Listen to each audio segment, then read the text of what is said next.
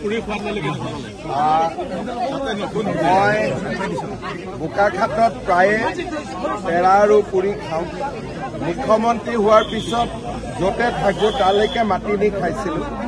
আজি যিহেতু গোলাঘাটৰ পৰা গাড়ীৰে গুৱাহাটীলৈ উভতি যাম, সেইকাৰণে গোপাল কৃষ্ণত সোমাই পেৰা আৰু পুৰি খালোঁ, সকলোকে লগো পালোঁ, ভাল লাগিলে মনটো। এতিয়া লাহে লাহে গুৱাহাটীত গৈ থাকিম আৰু দেওপাহাৰলৈ ভাল খবৰ আছিলে।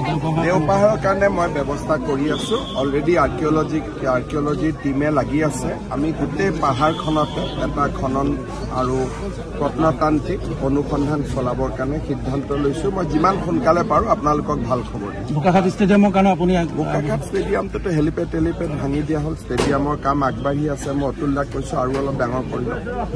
দেখা গৈছে যে হস্পিটেলখনত কিন্তু বিল্ডিং হল, কিন্তু পৰ্যাপ্ত এনাস্থেচিয়লজি আৰু গাইনকলজিৰ অভাৱ আছে।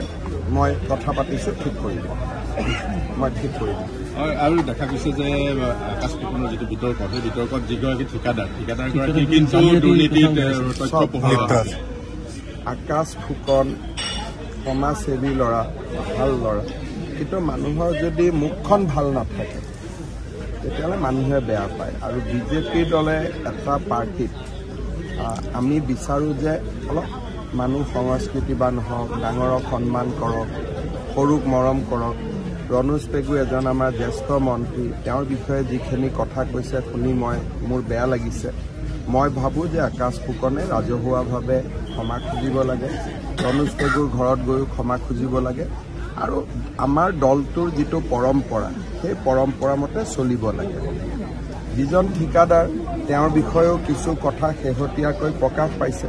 মই ভাবোঁ যে এইটো ডিপাৰ্টমেণ্টে চাব লাগে যে কমপ্লিট নোহোৱা কাম এটা কেনেকৈ কমপ্লিশ্যন দেখুৱাইছিলে, সেই বিষয়ে ডিপাৰ্টমেণ্টে চাব। তাত মোৰ ক'বলগীয়া একো নাই। কিন্তু মোৰ দলৰ মানুহজনৰ যদি কথা আচাৰ ব্যৱহাৰ ভাল নাথাকে, মানুহে 10জনে মোকে প্ৰশ্ন সুধিব যে আপোনাৰ দলত কিয় এনেকুৱা মানুহৰ ডেকা বয়সত ভুল হয়। ভাল কৰি ডাঙৰজনক ক্ষমা খুজি, ৰাইজক ক্ষমা খুজি, নিজক সংশোধন কৰি মানুহ আগুৱাব লাগে। ধন্যবাদ।